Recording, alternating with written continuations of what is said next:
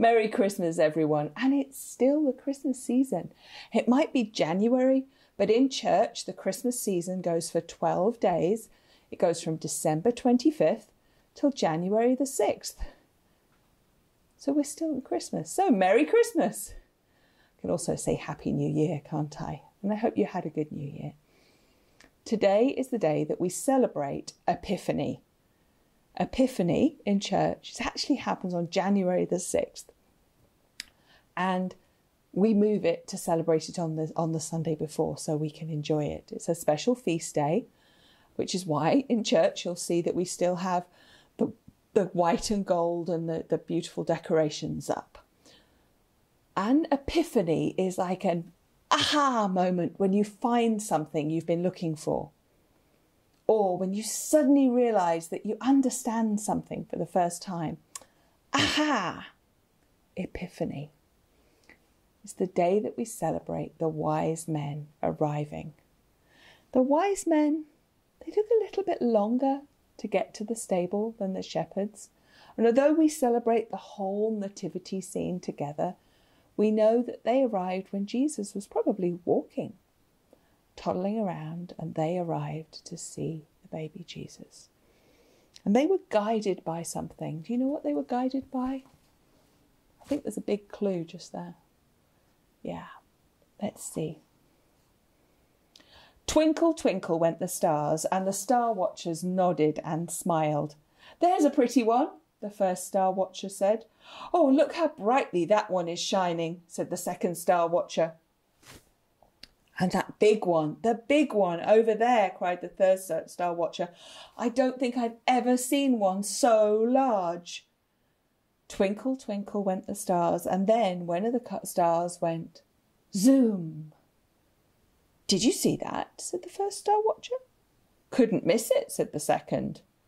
What do you suppose it means? Wondered the third. So they all ran for their special star watching books. Twinkle, twinkle went the stars, and the star watchers read and searched and scratched their heads. It's not an earthquake, said the first star watcher. We can be grateful for that. And it's not a flood either, said the second. And that's when the third star watcher went, aha! I found something. The zooming star means that somewhere a new king has been born. But where? Said the other star watchers. There's no way to tell, said the third star watcher, unless we follow the star and see where it stops. Then let's do that, said the third star watcher, pulling on his hat. Sounds good to me, said the second as he pulled on his long coat. I need to find someone to mind the cat, said the third, but I'd like to go as well.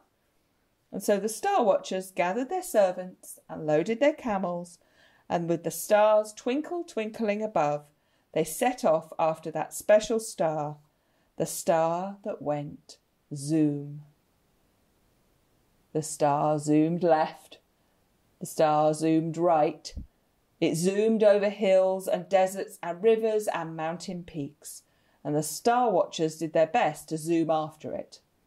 But the hills were high and the deserts were hot. The rivers were deep and the mountain peaks were hard to climb, and that was why it took them so long to follow the star. For days and weeks and months they travelled, until finally the star stopped. And they found themselves in Judea, at the edge of the great sea. This is the land of the Jews, said the first star watcher. Then the baby must be their new king, said the second. So let's find the palace, suggested the third star watcher, and give him the honour he deserves. They thought they had it all worked out. So the star watchers headed for Jerusalem and the palace of the king. But what they failed to notice was the star had zoomed somewhere else. The star watchers asked everyone they met. We've come from the east, they explained, and we're looking for a king. Perhaps you could help us find him, the newborn king of the Jews? Everyone was surprised by the question, no one more than King Herod. What do you mean? He shouted at the advisers. I'm king of the Jews. Yes, of course, stammered the frightened men. But perhaps they are looking for the special king, the one God promised us many years ago. And where would they find such a king? Herod growled. In Bethlehem, the advisers stammered again. At least that's what the prophets say. I see, Herod muttered, and then his dark eyes began to twinkle. Twinkle like two dark stars. Send for the Star Watchers, he commanded. I have something to ask them. The Star Watchers came as quickly as they could, and once Herod had sent away his advisers, he leant over the Star Watchers and he whispered, The king you are looking for is in the town of Bethlehem. I want you to go there. It's not far. And when you have found him, I want you to return and tell me exactly where he is, so that I may honour him too. The Star Watchers nodded and bowed. They thanked the king and they headed straight for Bethlehem. But what they did not know was that Herod was an evil king, a king determined to kill anybody who tried to take his throne, even a little baby boy in Bethlehem. When the Star Watchers arrived in Bethlehem, the star was already waiting for them there. But it was no longer zooming. Instead, it crept along slowly, leading them through the narrow streets of the town. And then suddenly it stopped and hovered silently over a very ordinary house. This must be the place, said the first Star Watcher. Doesn't look much like a palace, said the second Star Watcher. Then we shall have to go in and see for ourselves, said the third, and he knocked politely on the door. An ordinary-looking man opened the door, a man as ordinary as the house. I'm very sorry, said the first Star Watcher. We must have the wrong place. Forgive us for troubling you, apologised the second. But the star, whispered the third Star Watcher to the others. The star is right overhead. And he turned to the man at the door. We're looking for a king, the newborn king of the Jews. Don't suppose you have a baby here? And with that, the ordinary-looking man smiled, a secret smile, a knowing smile, for this man was Joseph. As a matter of fact, we do, he said. Little Jesus is almost a year old now. I think he's the one you're looking for. The Star Watchers filed into the house. The child was sitting on his mother's lap, playing with her fingers, and as soon as they saw him, they knew they were in the right place. One by one, the Star Watchers fell to their knees before him, and then they gave him presents they had bought all the way from the East. But they weren't the kind of presents that most people give to babies. No rattles or building blocks or toys. No, they were presents fit for a king. Bright, shiny gold, a rich perfume called myrrh, and frankincense, a sweet-smelling oil. The baby patted the gold and the jar that held the oil. Then he very nearly tipped over the bottle of perfume. His mother gently took his hand. Thank you, she said to the Star Watchers. It was kind of you to come. So the Star Watchers stood and bowed and said their goodbyes. It was too late to return to Jerusalem, so they set up their tents on the outskirts of town. But as they lay there asleep, each of the Star Watchers had a dream. There was a visitor, bright and shiny, glowing and gold. That busy angel Gabriel, perhaps? And the visitor had a message. King Herod wants to kill the child, the message warned them. You must not return to him. Go back to your homes instead. Go quickly and you will save the child's life. So the Star Watchers rose at once. They folded their tents. They loaded their camels, and rubbing the sleep from their eyes, they started for home, the stars twinkling like gold to light their way. Now Joseph also had a dream. Joseph slept. He had a sweet, sleepy smile on his face, but his smile turned to a worried frown when a visitor appeared in a dream.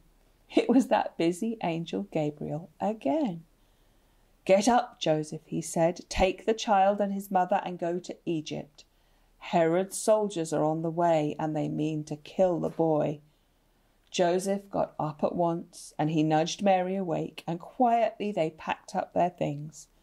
Then she bundled up the sleeping Jesus and together they slipped off into the night. They stayed in Egypt until King Herod died, and then they returned to Nazareth, where Jesus grew up, the son of a carpenter and God's only special son too. So the wise men followed the star, and then they saved Jesus by listening to Angel Gabriel, as did Joseph, so that King Herod could not get the baby Jesus. But we might not have a star to follow, but God sent Jesus to teach us, and the Bible has stories of his life that we can learn from. We follow Jesus by praying to God, by loving one another and helping other people know God's love. And God always goes ahead of us, just like the star went ahead of the wise men, guiding the way. One of the things you could do for Epiphany on the 6th of December this week is that you could bless your house with a house blessing. And if you had the Advent at Home packet, you will have had a little bag with some chalk in, and the instructions are in the booklet. I'll send an email to remind you as well. You might remember last year we blessed our Sunday school classroom, and we blessed it by chalking on the door the year, the initials of the names that we give to the three Magi, and the crosses to remember Jesus. So I'll make sure I send those out. And if you manage to bless your house this year by chalking on your door or on the wall near your door, send us a picture. We'd love to see it. So let's finish today with a prayer. Dear God, thank you for the star that led the Magi to Jesus. Thank you to Angel Gabriel, who kept everybody safe and carried God's messages. Help us to follow Jesus, and help us to recognize that he always goes ahead of us and shows us the way to live. Amen. Those of you who are watching this on Sunday morning, I hope you'll be able to visit with me this afternoon in our Zoom call for our Christingle, which is another bag that came in your Advent at Home bag. And you'll see you need to have an orange, a piece of tape, and some dried fruit or cut up fruit and candy. Okay? And I will explain what this is later. Okay? Look forward to seeing you then. Take care, everybody. Love you. Bye.